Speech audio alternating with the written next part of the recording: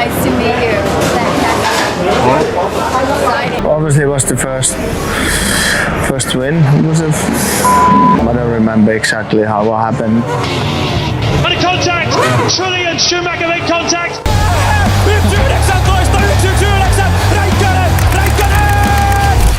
1.19, Imagine a driver who got blackout drunk on a 16-day bender, showed up to the next race and finished on the podium. A guy who walked off a burning car in Monaco and went straight to his yacht to sunbathe. A champion who won a title by 1 point, while two of the greatest drivers in history imploded in front of him. Kimi Raikkonen didn't play by the rules, he played by his own rules. And along the way, he became one of the most beloved drivers Formula One has ever seen. This is how. Born October 17th, 1979 in Espoo, Finland. Kimi's childhood didn't exactly scream Formula One. His dad Matti worked as a road builder. When that wasn't enough, he drove taxis, worked as a bouncer, whatever it took to keep the lights on. His mum Paula clerked at an office. Together, they made it work. Only just. So when Kimi was 3 years old, his parents scraped together enough cash to buy him and his brother Rami mini motocross bikes. From that moment, the brothers were hooked. Their dad even built them homemade go-karts to practice with dodgy frames, tiny engines. Didn't matter. Kimi was already faster than kids twice his age. But racing's not cheap. And the Raikkonens? They were broke. Their house didn't even have an indoor toilet. So when 10-year-old Kimi said he wanted to start competitive karting, the family had a choice. Build a bathroom or fund their son's racing. You already know which one they picked. And it paid off immediately. Kimi started ripping through the Finnish karting scene. By 15, he was racing outside Finland. By his late teens, he dominated the Finnish and Nordic championships so completely that sponsors finally started paying attention. But before any of that could take him further, Finland had other plans. Because at 18, every Finnish man has to serve in the military. No exceptions. Not even for future world champions. So Kimi showed up, did his time, and by did his time, I mean he once stayed out late, got completely hammered, climbed back over the fence onto base, and got caught the next morning hiding drunk under his bed. What was the punishment? The longest restriction of privileges in Finnish military history. But none of that mattered, because the moment he got out, Kimi was back on track and about to make the jump that would change everything. After the military, Kimi finally made the jump to single-seaters. Real cars, real circuits, real competition. His first test? The Formula Renault 2.0 UK Winter Series in 1999. A short championship, just 4 races. Drivers in that field had been doing this for years. They knew the tracks, they knew the cars. Kimi had never even sat in one. So what did he do? He won every single race. 4 starts, 4 wins, no debate. Just like that, the quiet kid from Finland had everyone's attention. That performance earned him a full-time seat in the British Formula Renault Championship for 2000. And once again, Kimi made a complete mockery of the field. Poles, wins, fastest laps. He wrapped up the title with 2 rounds still to go, just to make a point. Now here's where things get interesting. A guy called Peter Sauber, owner of the Sauber F1 team, had been watching, and what he saw was a driver making experienced competitors look like amateurs. So Sauber did something that, at the time, seemed insane.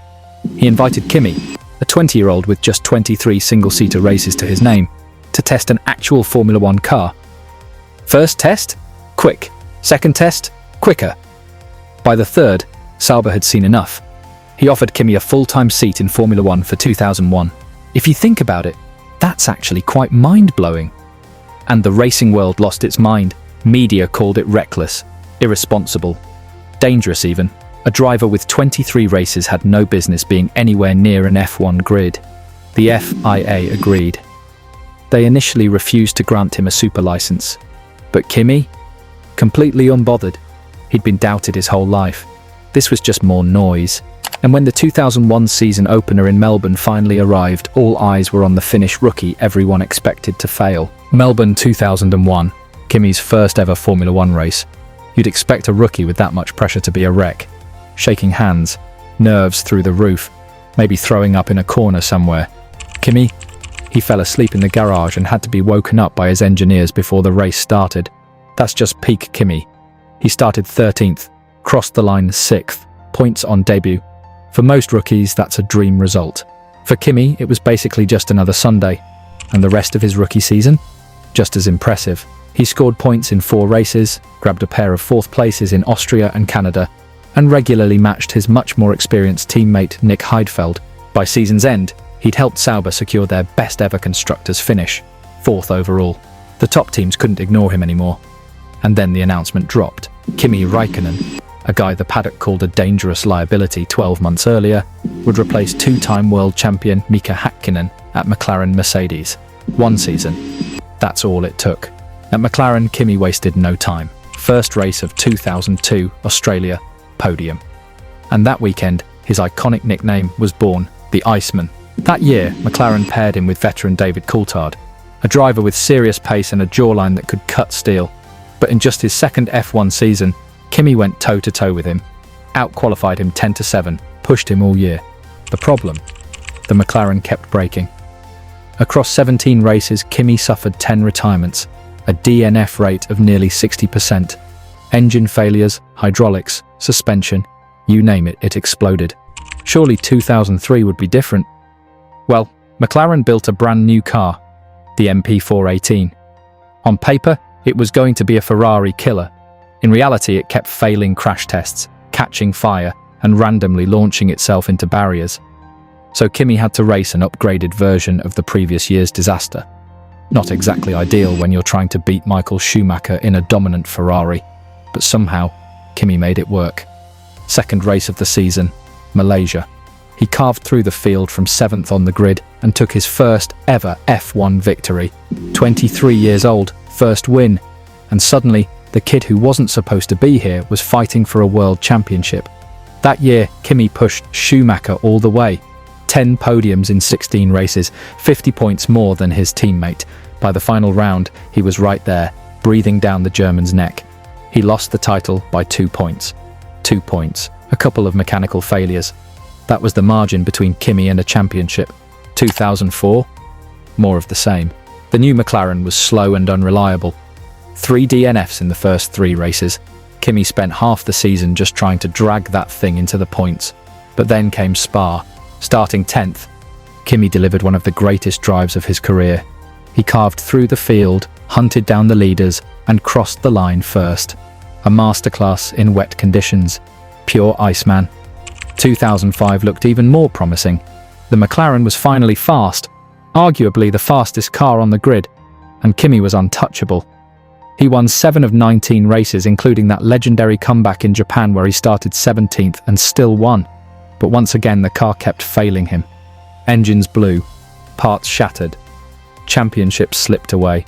By 2006, after 4 years of watching titles evaporate because his car couldn't hold together, Kimi had enough, and then came Monaco. His McLaren caught fire mid-race. So what did Kimi do? Head back to the garage for a debrief? Of course not. He walked straight to his yacht, stripped off his race suit, and sunbathed while the race continued without him. That image, Kimi on a yacht, shirtless, completely unbothered, became iconic. The Iceman at his absolute purest. But behind the scenes, change was coming. Michael Schumacher had announced his retirement. Ferrari needed a new lead driver, and they wanted Kimi. Kimi Raikkonen in Ferrari red, filling the seat of the greatest driver in F1 story. No pressure. First race of the season. Melbourne. Kimi wins. Just like that, he proved he belonged. But the McLarens that year were in a different league. Lewis Hamilton, a rookie with ice in his veins. Fernando Alonso, a 2-time world champion with something to prove. Those two were tearing chunks out of each other all season long. And while they were busy stealing points from each other, Kimi did what Kimi does best. He stayed quiet, stayed consistent, and kept stacking results in the background. Of course, he was still being Kimi off the track too. After an electrical failure ended his race in Spain after just 9 laps, did he stick around for the debrief? No, he flew home early to watch the Ice Hockey World Championship final. And after another DNF at the European Grand Prix, he rounded up some mates, entered a powerboat race, and showed up dressed as a gorilla. I'm not making this up. But while Kimi was living his best life, the McLaren drivers were imploding. Alonso and Hamilton couldn't stand each other. Team orders got ignored. Press conferences turned hostile. It was chaos. Kimi just kept his head down and collected points. Wins in France, Silverstone, Belgium, podiums everywhere else. But even with all that, heading into the final 2 races, he was still the underdog. China. Second to last round, Kimi won. Hamilton's title lead? Gone. Suddenly, all 3 drivers entered the finale in Brazil within 7 points of each other. Kimi was still third in the standings, still the long shot. Hamilton's gearbox failed. He dropped to 18th and spent the whole race fighting back through the field. Alonso couldn't find the pace to challenge. And Kimi? He was surgical. He managed his tyres, picked his moments, and when Massa pitted, he pounced. The McLarens crumbled. Kimi didn't. He crossed the line first, and just like that, by a single point, the kid from Finland who grew up without an indoor toilet became Formula One world champion, Ferrari's champion. To this day, Kimi Raikkonen remains the last driver to win a world title for the Scuderia. Over 15 years later, they're still chasing his ghost. But if you're expecting a fairy tale ending, you don't know F1. 2008 was rough. Kimi struggled to match teammate Felipe Massa. He grabbed 2 wins early in the season, but the hunger seemed to fade. After years of fighting unreliable cars and heartbreak, maybe finally winning the title had taken something out of him. 2009 was worse. Ferrari's new car was a disaster. Slow, unpredictable, painful to drive. Even Kimi couldn't drag it anywhere near the podium most weekends, and his response to all of it? Classic Iceman. At Malaysia, the race was red-flagged due to rain. Most drivers stayed ready for the restart, studying data, talking to engineers, staying focused. Kimi went to get an ice cream, but the writing was on the wall. After one final victory at Spa, a reminder of what he could still do when everything clicked, Ferrari announced the news. Kimi Raikkonen was out, Fernando Alonso was in, and just like that, the Iceman's first chapter in F1 was over. So, Kimi was out of a seat and out of a job. Most drivers would be calling every team principal on the grid, begging for a chance to return. Kimi, he went rallying. For 2 years, he traded smooth asphalt for the dirt and snow of the World Rally Championship. He rolled cars, hit trees, and generally had a blast. He even made a random cameo in NASCAR because, why not? He wasn't chasing a legacy, he was just driving things that went fast. But by 2012, the itch returned. He signed with Lotus, a team that was essentially the underdog of the midfield. The experts said he'd be rusty. They said the sport had moved on. Kimi's response was to put that Lotus on the podium 6 times. And then came Abu Dhabi. Kimi was leading the race, and his engineer was frantically giving him updates on the gap to Fernando Alonso behind him. That's when we got the most famous radio message in the history of the sport. "Just leave me alone, I know what I'm doing." He wasn't being rude, he was being Kimi. He didn't need data, he needed to drive. He won that race, proving that even after 2 years away, the Iceman hadn't melted. In fact, he was too good. Lotus had promised him a €50,000 bonus for every point he scored. Between 2012 and 2013, Kimi scored 390 points. Do the math, that's nearly €20 million in bonuses alone. He literally almost bankrupted the team just by being fast. In 2014, the impossible happened. The Iceman went back to Maranello. Ferrari paired him with Fernando Alonso and later Sebastian Vettel. He wasn't the #1 driver anymore, and he didn't care. He was the perfect teammate, blisteringly quick on his day, completely immune to team politics, and still capable of delivering magic. For 4 years, he was the reliable backbone of Ferrari, but the prime Kimi fans were waiting for one last hurrah. It came in 2018. At the Italian Grand Prix in Monza, Kimi set what was then the fastest lap in F1 history to take pole position at 38 years old. The Tifosi went absolutely nuclear. A few weeks later in Austin, Texas, he finally did it. He held off Lewis Hamilton and Max Verstappen to take his first win in 113 races. It was a record-breaking gap between wins, but Kimi's reaction on the podium was as stoic as ever.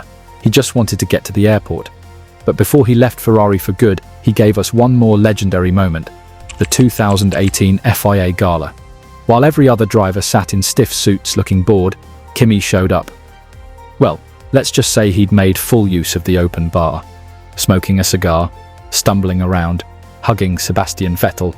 It was the most human, hilarious moment the sport had seen in years.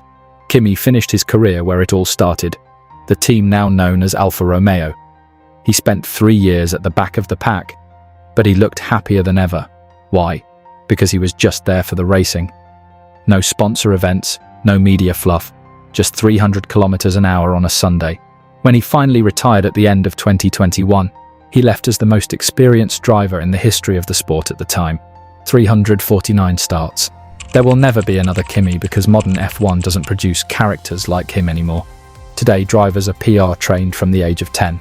They are brands. They are influencers. Kimi was just a guy who was incredibly good at driving cars and incredibly fond of his privacy. He won a world title, made a fortune, and did it all without ever changing who he was. He arrived quietly, he left quietly, and in between, he became a legend. As Kimi himself would say, "Boah, it's the same for everyone," but it really wasn't. If you enjoyed this look back at the Iceman, make sure to hit that like button and subscribe for more F1 stories.